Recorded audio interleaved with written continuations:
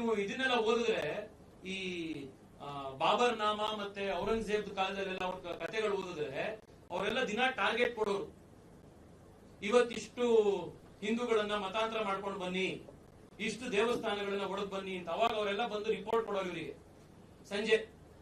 Sir ಇವತ್ತು ಯುದ್ಧ ಸಾರಿ. ಟಿಪ್ಪು ಸುಲ್ತಾನ್ ಕಥೆಗಳಲ್ಲಿದೆ, ಎಷ್ಟೊಂದಿದೆ. ಅವರ ಟಿಪ್ಪು ಸುಲ್ತಾನ್ ನ ಅಫಿಷಿಯಲ್ ಹಿಸ್ಟಾರಿಯನ್ಗಳೇ ರೆಕಾರ್ಡ್ ಮಾಡ್ಬಿಟ್ಟಿದ್ದಾರೆ. ಇವತ್ತು ಯುದ್ಧದಲ್ಲಿ ಇವತ್ತು ಇಷ್ಟು ದೇವಸ್ಥಾನಗಳನ್ನ ಕೆಡೋದ್ವಿ, ಇವತ್ತಿಷ್ಟು ಮತಾಂತರ ಮಾಡಿದ್ರು, ಇಷ್ಟೆಲ್ಲ ಆಯ್ತು ಅಂತ ಹೇಳಿ ಒಂದು ರಿಪೋರ್ಟ್. ಇವತ್ತು ಸಿದ್ದರಾಮಯ್ಯ ಅವರ ಕಾಲದಲ್ಲೂ ಕೂಡ ಇವತ್ತು ಜಮೀರ್ ಅಹಮದ್ ಬಿಟ್ಟಿದ್ದಾರೆ.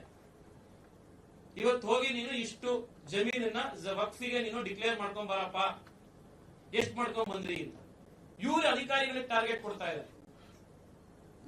ಅಧಿಕಾರಿಗಳೇ ಹೇಳ್ತಾ ಇದಾರಲ್ಲ ಮೀಟಿಂಗ್ ನಲ್ಲಿ. ನಾನೇನು ಸೃಷ್ಟಿಸಿ ಹೇಳ್ತಾ ಇರೋದಲ್ಲ. ಜಮೀರ್ ಅಹಮದ್ ಅವರದ್ದು ನೀವೇ ಮಾಧ್ಯಮದವರನ್ನ ಡಿಸ್ಪ್ಲೇ ಮಾಡಿದಿರಿ, ಪಬ್ಲಿಷ್ ಮಾಡಿದಿರಿ, ಅವ್ರದೇ ಬೈಟ್ಗಳಿದೆ.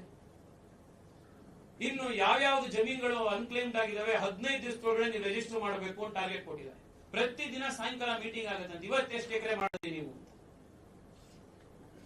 ಈ ತರ ಆಗಿರಲಿಲ್ಲ ಬಿಜೆಪಿ ಕಾಲದಲ್ಲಿ. ನಮ್ಮ ಹೋರಾಟ ಇರುವಂತದ್ದು ಒಂದು, ಕೊಟ್ಟಿರೋ ನೋಟಿಸ್ ವಾಪಸ್ ತಗೊಳ್ಬೇಕು, ಆಗಿರೋ ಚೇಂಜಸ್ ಗಳನ್ನ ವಾಪಸ್ ಸರಿ ಮಾಡಬೇಕು, ವಕ್ಫ್ ಅದಾಲತ್ನ ನಿಲ್ಲಿಸಬೇಕು, ಮತ್ತೆ ಮೋಸ್ಟ್ ಇಂಪಾರ್ಟೆಂಟ್ಲಿ ಇದೇ ಡಿಸೆಂಬರ್ ಅಧಿವೇಶನದಲ್ಲಿ ವಕ್ಫ್ ಆಕ್ಟ್ ಗೆ ತಿದ್ದುಪಡಿ ತಂದು ಕಾಂಪ್ರಹೆನ್ಸಿವ್ ಆಗಿ ಆಮೂಲಾಗ್ರವಾಗಿ ಈ ವಕ್ಫ್ ಆಕ್ಟ್ ನ ಆಟ ಹಾಕೋಕೆ ನಿಲ್ಲಿಸಬೇಕು. This is our solution. ವಿಶ್ವ ಪ್ಲಸ್, ಜನಹಿತಕ್ಕಿದು ಜ್ಞಾನದ ಜಾಲ.